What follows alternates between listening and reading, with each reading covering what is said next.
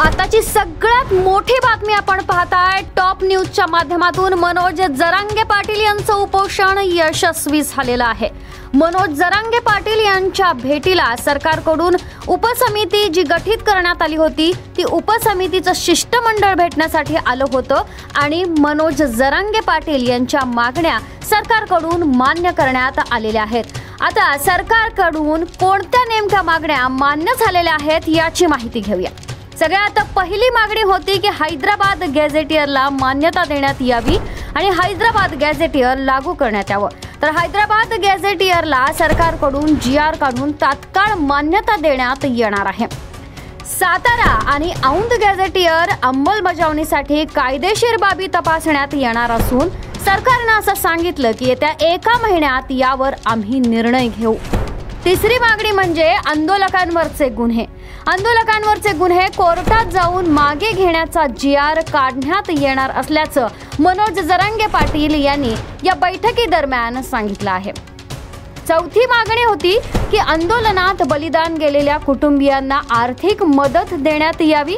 तर या संदर्भातली मागणी सुद्धा मान्य करण्यात आली असून आंदोलनात बलिदान गेलेल्या ज्या व्यक्तींना मिळालेलं नाहीये आर्थिक मदत त्या उर्वरित व्यक्तींना कुटुंबियांना 1 आठवड्यात आर्थिक मदत देण्यात येणार आहे।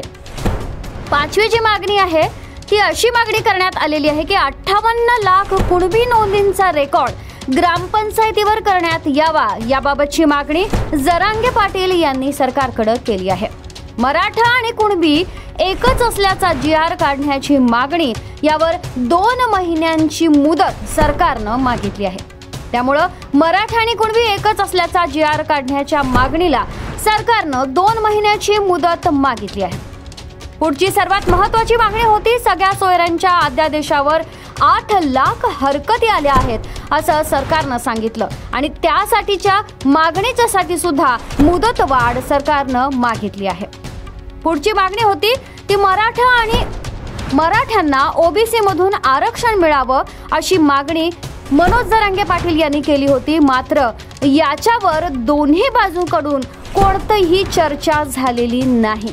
मात्र इतर मागण्या सरकारकडून या जरांगे पाटलांकडून मान्य करण्यात आलेल्या आहेत आणि आज 9 वाजेपर्यंत या संदर्भातला जीआर काढा आणि तेव्हाच आम्ही मुंबई सोडू असं मनोज जरांगे पाटील यांनी म्हटलेलं आहे। त्यामुळं मनोज जरांगे पाटलांच्या या घोषणेनंतर आझाद मैदानातील उपस्थित आंदोलकांमध्ये एकच जल्लोष करण्यात आला आणि 9 नंतर मुंबई सोडण्यात येणार असं मनोज जरांगे पाटील यांनी सांगितलं आहे।